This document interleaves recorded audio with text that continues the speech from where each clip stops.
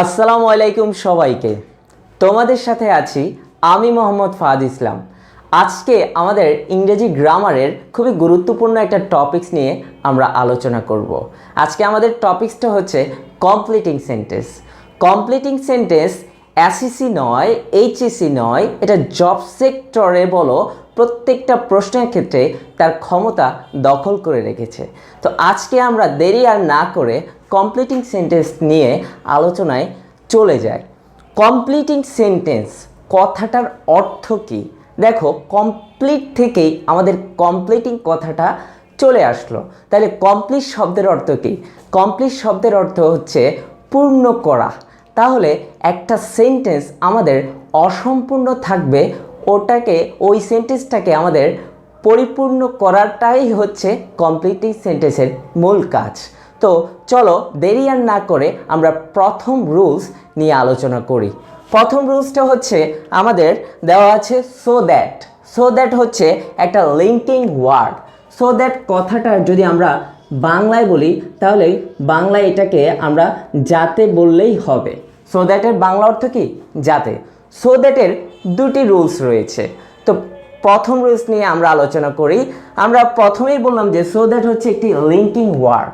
তার মানে এটার পূর্বে একটা সেন্টেন্স থাকবে, পরে আরেকটা সেন্টেন্স থাকবে। এখন পূর্বের সেন্টেন্সটা দেখেই আমরা পরবর্তী সেন্টেন্সটা আমরা কমপ্লিট করব। দেখো, পূর্বের সেন্টেন্সে যদি আমাদের সেন্টেন্সটা যদি প্রেজেন্ট টেন্স থাকে, এখন প্রেজেন্ট টেন্স বলতে present indefinite, continuous, perfect continuous যে কোনো একটি যদি থাকে, তাহলে আমাদের পরবর্তীতে সো দ্যাটের পরে আমাদের কোন আমরা মডেল অক্সিলারি ভার্ব সাবজেক্ট বসাবো, কীভাবে বসাবো ওইটা আমরা একটু দেখে নিই। সো দ্যাটের পরে আমরা প্রথমে সাবজেক্ট বসাবো, দেন যদি প্রেজেন্ট টেন্স থাকে তাহলে আমরা অক্সিলারি ভার্ব হিসাবে আমরা ক্যান এবং মে, এটা হচ্ছে আমাদের মডেল অক্সিলারি ভার্ব। এখানে যে কোনো একটা আমরা বসাবো, ক্যান অথবা মে। আর তোমরা জানো ক্যান অথবা মের পরে আমাদের ভার্বের B1 হয়। পরবর্তীতে আমাদের একটা অবজেক্ট আমাদের দিতে হবে। সো আমরা একটা এক্সাম্পল দিয়ে ব্যাপারটা তাহলে ক্লিয়ার করে নিই। দেখো, এক্সাম্পলটা একটু লক্ষ্য করো। দেওয়া আছে আই অ্যাম লার্নিং ইংলিশ, আমি ইংরেজি শিখি। সো দ্যাট, এখন আমাদের লিঙ্কিং ওয়ার্ডটা দেওয়া আছে সো দ্যাট। দেন পরবর্তীতে কিন্তু বাক্যটা আমার কমপ্লিট করতে হবে। আমার বুদ্ধি খাটিয়ে কি কমপ্লিট করতে হবে নাকি শুধু বুদ্ধি? না, আমাদের রুলসটি একটু দেখতে হবে। দেখো, যেহেতু এটা প্রেজেন্ট কন্টিনিউয়াস টেন্স, অ্যাম আছে আমাদের অক্সিলারি ভার্ব এবং ভার্বের সাথে আইএনজি যুক্ত আছে, তার মানে এটা হচ্ছে প্রেজেন্ট কন্টিনিউয়াস টেন্স। তার মানে আমাদের প্রথম রুলসের সাথে এই রুলসটা মিলে গেল। তাহলে সো দ্যাটের পরে আমাদের একটা সাবজেক্ট নিয়ে আসতে হবে। আর সাবজেক্টটা কাকে ফলো করব এটাও একটা টেনশনের ব্যাপার। সাবজেক্টটা আমরা প্রথম বাক্যের সাবজেক্ট অনুসরণ করলেই হবে। যেমন এখানে রয়েছে আই, তাহলে পরবর্তীতে আমি আই বসাতে পারবো। সাবজেক্টেও আমরা কি বসাবো? আই বসাবো। তাহলে আমি ইংরেজি শিখি, কিন্তু কেন শিখি? একটা ভালো জব পাওয়ার জন্য বা আমার ইংরেজি ডেভেলপমেন্ট হওয়ার জন্য, যে কোনো একটা কারণ হতে পারে। তাহলে আমি একটা উদাহরণ দিই যে আমরা ইংরেজি শিখি একটা ভালো জব পাওয়ার জন্য। তাহলে আই এখানে ক্যান হবে, কারণ এটা হচ্ছে present tense. I can get a good job. তাহলে আমরা ইংরেজি শিখি সো দ্যাট, যাতে I can get a good job. তাহলে আমাদের বাক্যটি পরিপূর্ণ হয়েছে। তাহলে আমি আশা করি তোমরা সো দ্যাটের প্রথম রুলসটি তোমরা শিখে ফেলছো। এবার আমরা চলো দ্বিতীয় রুলসে চলে যাই। সো দ্যাটের দ্বিতীয় রুলসটা হচ্ছে, যদি সো দ্যাটের পূর্বের বাক্যটা যদি আমাদের পাস্ট টেন্স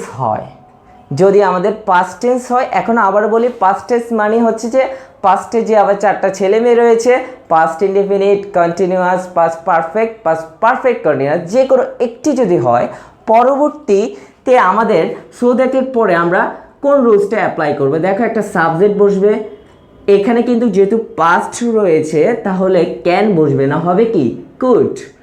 আর মের পরিবর্তে হবে মাইট। আর তোমরা জানো কুড এবং মাইট মডেল অক্সিলারি ভার্ব, যার কারণে ভার্বের প্রেজেন্ট ফর্ম হবে বি1, ভার্বটা কি সিম্পল হবে প্লাস অবজেক্ট। তাহলে আমরা একটা এক্সাম্পলে চলে যাই। দেখো এক্সাম্পলটা একটু লক্ষ্য করো। হি কল্ড মি, সে আমাকে কল করেছিল কেন? সো দ্যাট, যাতে, কোনো একটা কারণ তো আছে না, শুধু শুধু কি সে আমাকে কল করছে না, ওই কারণটা আমরা এখানে বসাবো। যেহেতু এই যে কল দেখো ইডি যুক্ত আছে ভার্বটা, তার মানে এটা হচ্ছে পাস্ট ইনডিফিনিট টেন্স। আর যদি পাস্ট ইনডিফিনিট টেন্স হয়ে থাকে তাহলে এই রুলসটাকে অ্যাপ্লাই করতে হবে। তাহলে দেখো পরবর্তী সো দ্যাটের পরে আমি একটা সাবজেক্ট বসাবো। তাহলে আমি সাবজেক্টটা কি বসাবো? বললাম যে আগের সাবজেক্ট অনুসারে। তাহলে কি হবে? হি হচ্ছে পূর্ববর্তী, সো দ্যাটের পূর্বের সাবজেক্ট হি হচ্ছে, তাহলে পরবর্তীতে আমি হি বসাবো। হি কল্ড মি, সে আমাকে কল করেছে যে কোনো একটা কারণে। তাহলে আমি একটা কারণ দিয়ে দিই। দেখো ভার্বটা তাহলে সাবজেক্ট বসালাম হি, পরবর্তীতে আমি কুড বসাবো। He could get the news, সে আমাকে কল করেছিল যে নিউজটা সম্পর্কে জানার জন্য। আশা করি তোমরা সো দ্যাট যুক্ত লিঙ্কিং ওয়ার্ডের কমপ্লিটিং সেন্টেন্সের দুটো রুলস একসাথে তোমরা শিখে নিতে পেরেছো। এইবার আমরা চলে যাব আমাদের পরবর্তী রুলসে। এখন আমরা চলে যাচ্ছি আমাদের দ্বিতীয় রুলসে। চলো, দ্বিতীয় রুলসটা হচ্ছে দো এবং অলদোকে নিয়ে।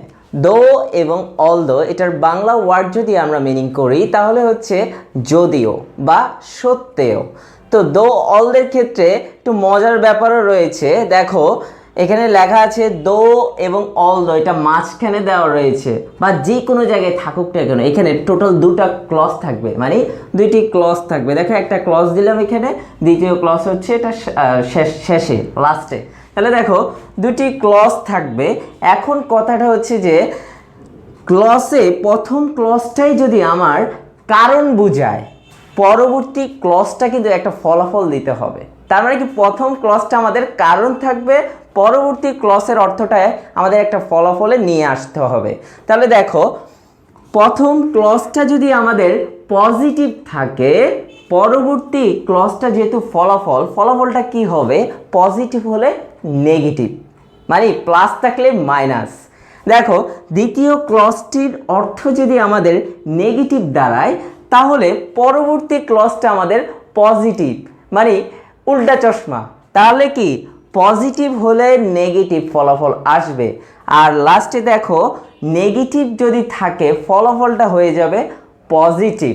তাহলে দুইটা এক্সাম্পল দেবো, দুটো এক্সাম্পলের মধ্যেই তোমরা ব্যাপারটা ক্লিয়ার হয়ে যাবে। দেখো এক্সাম্পলটি একটু লক্ষ্য করো। দো যদিও, হি নোজ ইংলিশ, সে ইংরেজি জানে। আমরা প্রত্যেকেই তো ইংরেজি জানি, এটা কি পজিটিভ, এটা একটা পজিটিভ সেন্স বুঝিয়েছে। দেখো সে ইংরেজি পারে, তার মানে কি একটা পজিটিভ, তার সম্পর্কে একটা পজিটিভ ধারণা। ফলাফলটা আসবে কি? নেগেটিভ। তাহলে আমাদের সাবজেক্টটা হবে কি? তার সম্পর্কেই। প্রথম বাক্যে যে সাবজেক্ট আছে ওই সম্পর্কে আমাদের সাবজেক্ট হবে।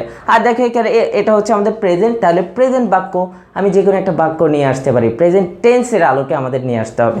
দেখো হি নোস ইংলিশ, যদিও সে ইংরেজি জানে, কিন্তু আমরা অনেকে ইংরেজি পারি না, মানে বলতে পারি না। আমরা কিন্তু ইংরেজি মোটামুটি জানি, ইংরেজি ওয়ার্ড মিনিং জানি, কিন্তু একটু কারোর সাথে কথা বলতে গেলে আমাদের বোঝা যায় যে আমরা আসলে কতটুকু পারি, আমরা আসলে বলতে পারি না। তাহলে এটা ওয়ার্ডটা কি দাঁড়ায়? হি নোস ইংলিশ, হি কান্ট, যেহেতু আমার নেগেটিভ করতে হবে ফলাফল, হি কান্ট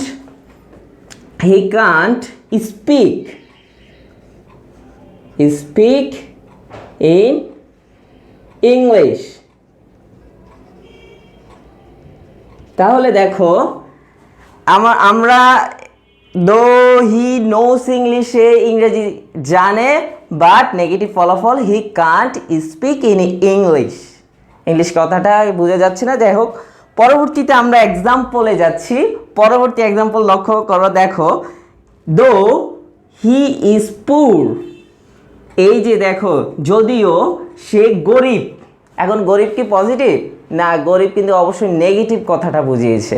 তাহলে এটা হচ্ছে আমার নেগেটিভ, পরবর্তী সেন্টেন্সটা আমার পজিটিভ করতে হবে। চিন্তা করো, সে গরিব কিন্তু লোকটি অনেস্ট, বা সে গরিব কিন্তু সে মেধাবী। তাহলে এটা আমরা কীভাবে লিখি? দো হি ইজ পুর, he is an honest man, honest man. দেখো, সে গরিব বাট সে সৎ। তাহলে নেগেটিভ হয়েছে, আমরা ফলাফলটা পজিটিভে এনেছি। এবং প্রথম সেন্টেন্সটি দেখো, দো হি নোস ইংলিশ, সে ইংরেজি জানে, এটা হচ্ছে পজিটিভ। পরবর্তী বাক্যটা দেখো negative, he Kant speak in English. তো আশা করি তোমরা দো অল নিয়ে যেই রুলস রয়েছে এই রুলসটা তোমরা ক্লিয়ার হয়েছে। এবার আমরা চলে যাব আমাদের তৃতীয় রুলস। হাঁটি হাঁটি পা করে আমরা আমাদের 3 নম্বর রুলসে চলে আসছি। তাহলে 3 নম্বর রুলস নিয়ে আমরা একটু আলোচনা করি। 3 নম্বর রুলসটা আমি সাজিয়েছি অ্যাজ, সিন্স, বিকজ। 3টা রুলস একসাথে আজকে আলোচনা করব। দেখো, অ্যাজ, সিন্স, বিকজ যদি বাক্যের প্রথমে থাকে, বাক্যের প্রথমে দেখো, প্রথমে একটা দিয়েছি যে অ্যাজ, বাক্যের প্রথমে যদি থাকে, যেমন সিন্স, অ্যাজ যদি প্রথমে থাকে তাহলে তার অর্থ দাঁড়াবে বাংলাতে যেহেতু।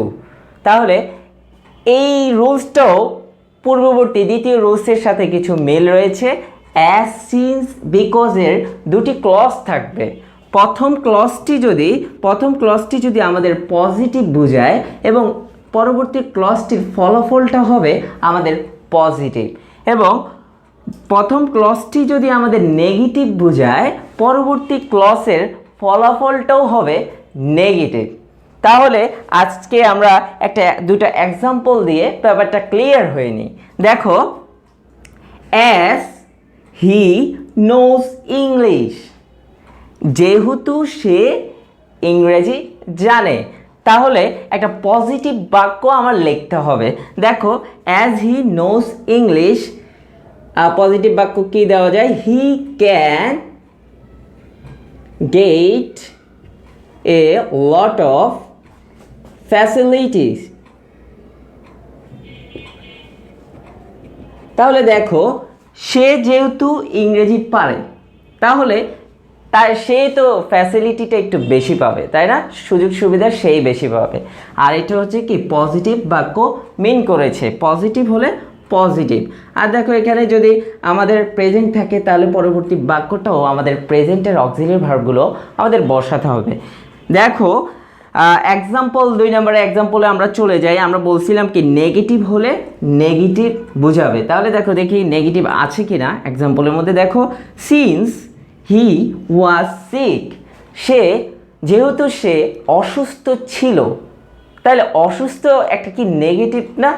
অসুস্থ যদি থাকে সে কোনো কিছু তো মিস করবে, তাই না? একটা নেগেটিভ ইফেক্ট পড়বে, ফলাফলটাও নেগেটিভ আসবে।